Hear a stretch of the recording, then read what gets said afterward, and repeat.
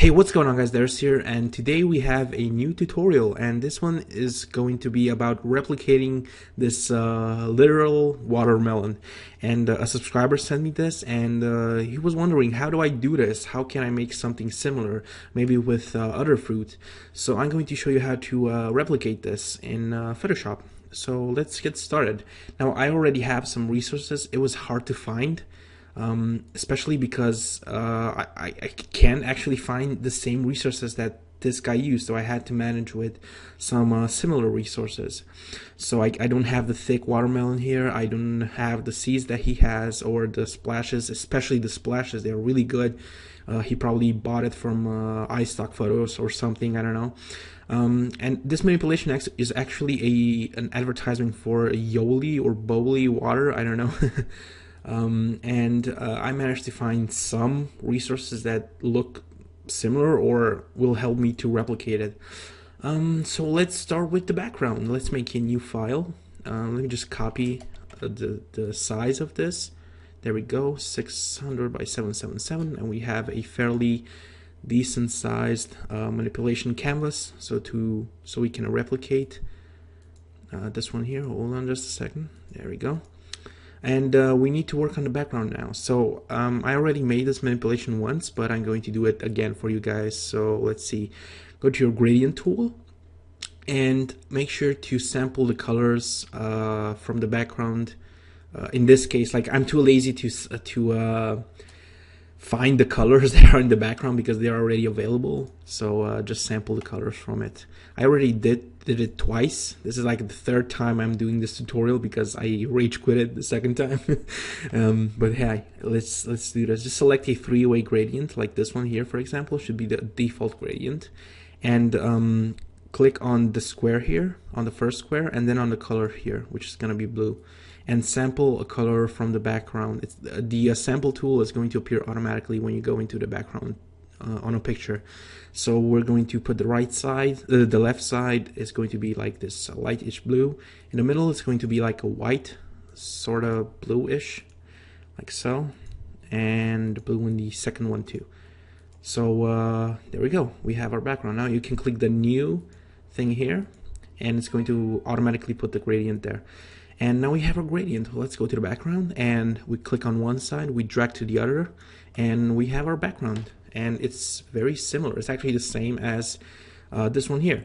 Now I have a few stocks. As I said, I couldn't find any decent ones, but these will do, you know, for the purpose of this tutorial. You can find or buy better ones online. Let's start with the watermelon. Let's import it into Photoshop, and the first thing that we need to do is to erase the red part. And we're going to do this by grabbing the pen tool, which is how I also masked the watermelon out of its background. And we're going to grab our pen tool, we're going to click here, and then click and drag here, so we make this this curve here, and then we click on this other side. Wait just a second, let me just undo that. Now hold Alt, and we can make this smaller, this line smaller. And I'm going to click with the pen tool here and make it sort of like this. Come on, there we go. And I'm going to circle around and close the points. And now we have this path here. Now right click the path and select make selection, and then enter with 0 feather radius, and then press delete. And now we have our watermelon green part thingy. There we go. We're going to paste it inside of the manipulation document, and we're going to make it a smart object so we can resize it without losing quality, because maybe I want to make it bigger later, you know. And I'm going to just tilt it and make it smaller. There we go, like this, and I'm gonna put it there. Maybe I'm gonna rotate it just a little bit like this, so we don't have much spilling going on. Even a bit more, and yeah, there we have it. Now let's fix the colors so we get rid of this red-ish thingy. Now let's call this layer watermelon. There we go, with 2 L's. Damn it. watermelon. And now on top of the watermelon, let's label it blue, for example, and make a new layer on top of the watermelon. Right click and select create clipping mask and put this layer on color. And now we're going to sample with the brush tool a blue from the background with I'm holding Alt, by the way, so the sampler appears and I can sample the colors. And I just brush along the sides, the tip here. There we go. So we just cover all the red. And we have like a bluish thing that's going to be like the reflection from the water. Let me see if I can lower. Nope. There we go. Looks good. Let me save it on the desktop. Untitled, that should do. So we have a backup copy. Because the first 2 times that I did this tutorial, I didn't save it. And Photoshop CS6 doesn't like me. It hates me. Now let's add some water. And I happen to find some nice water stock, which I already masked, by the way. Let me just import it into Photoshop. As you can see, it doesn't have any top area because I erased it out. It only has the bottom area, which I'm going to copy and paste into Photoshop. And I'm going to make it a smart object too.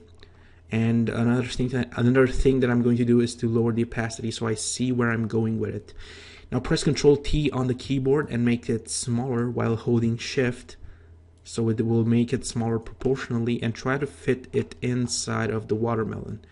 And as you can see, this manipulation is quite easy. It's going well, not too much difficulty, and presto. Now we can actually delete the rest of the water since we don't need it. So we have to rasterize the layer, right click the water layer and then rasterize. Let's name this water. And to erase well, you know, so we don't erase too much water, only just what's in the watermelon. We have to hold Control and click on the watermelon so it selects the watermelon green thingy. I have a thing, my tongue just gets fucked up when I say watermelon. Once you hold Control and click on the watermelon, it's going to select this area of it. So now you can just grab your eraser tool and go and click on the water layer and just erase whatever it's in. And press Control and D or Command and D on the Mac, and it's going to deselect it. And if I hide the watermelon now, as you can see, the part is erased. So all I have to do now is erase the extra water, like so. And we have a water-filled watermelon. There we go. Now we can put the opacity up back to 100% and erase the parts that we don't need. For example, this top on the water here or here, we don't actually need that. And we can add our water splash or the seed maybe later. Let's add the water splash. And it is really hard to find these water splashes. I mean, commercially free water splashes that are good. So the guy that made the manipulation just was really lucky and found something good, or bought something good, which is better. And I'm going to rasterize this water splash after I moved it, and just going to erase the extra parts that I don't need, maybe duplicate it a bit more, you know, just add a bit more bubbles and a bit more texture to the water. Here, for example, there we go. I'm just going to erase, whoops, I'm going to erase this part here. There we go. And we need to change the color of the splash so it fits with the water in the background. So we merge these splashes. We select we select all 3 of the layers and then right click and select merge layers. So now we have the splashes on top on one layer. And we're gonna name this splashes. And let's label these blue as well. And make a new layer on top. Right click and create clipping mask. And now what you're going to do is grab your brush tool and sample the blue color from the waves in the background and just put it on top of the water in this clip mask. And now we put it on saturation. Is it saturation or hue? Let me check. Hue, nope. Saturation and color, definitely saturation. Perfect, looks good. Actual pixels, and it looks fairly decent. Maybe I'm gonna blur it just a little bit so to give it the effect of the background filter. Blur, Gaussian blur. There we go. And that's way too much. I'm just gonna put it up just a little bit. There we go. Okay. Let's check the actual pixels, and looks good. Now let's add the seeds, and the seeds are here. It's just a watermelon seed, like you don't really need that much time to find one, but let's make it blackish. Let's make it darker. I'm gonna rasterize the layer and press Ctrl U on the keyboard, and it's going to bring this hue and saturation thing. And you can actually play with the saturation and the hue and the lightness, just to make them a bit darker but stay realistic at the same time. Now we're going to right click and select convert to smart objects so we can resize them without losing quality, and we're going to place them inside of the watermelon strategically. No, I'm just kidding, just place them around, and we're going to make copies of it and copies of it and copies of it, just like this. There we go. And just try to keep it symmetrical as much as possible. There we go.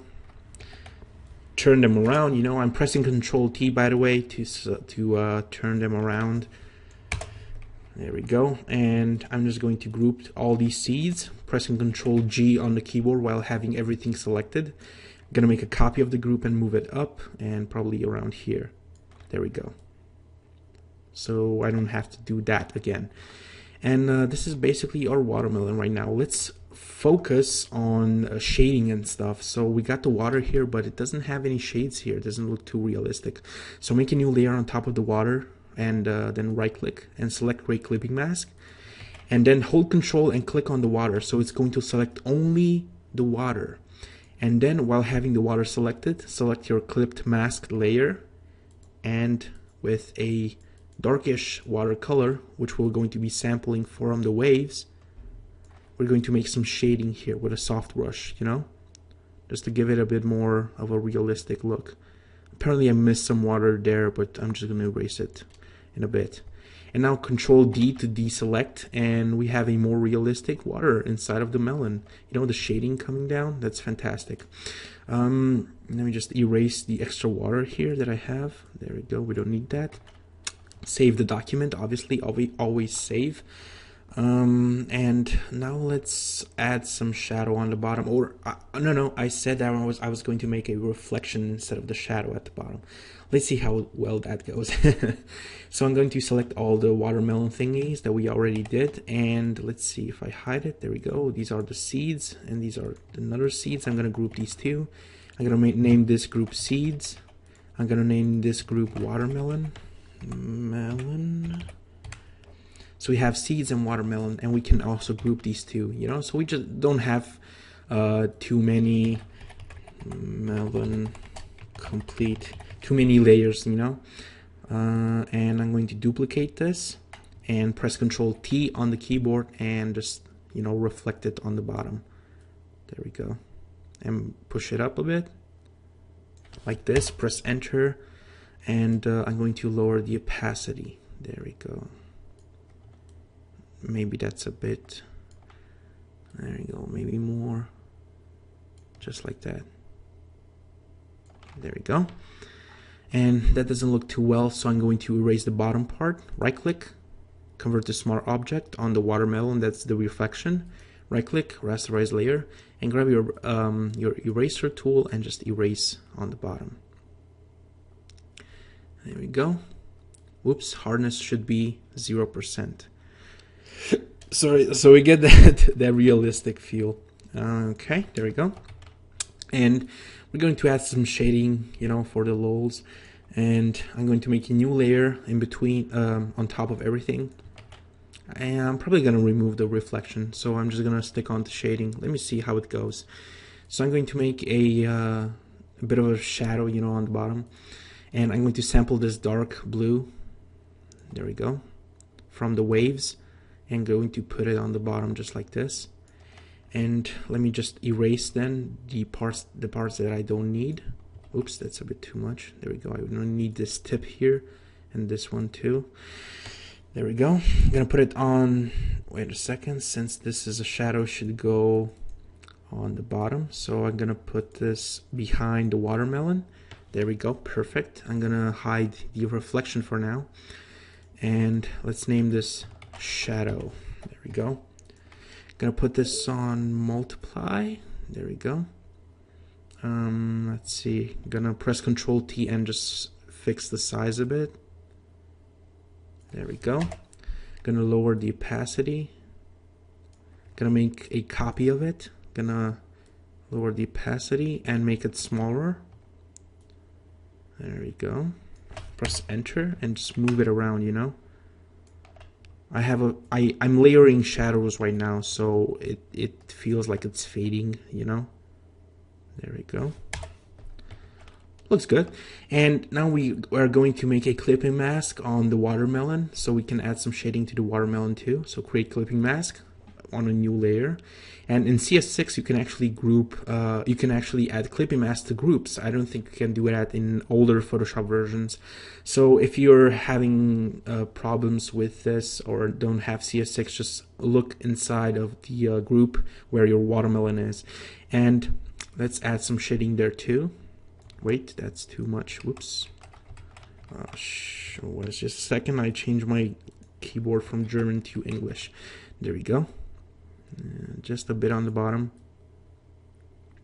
And put it on multiply, so it gives it a darker feel, you know.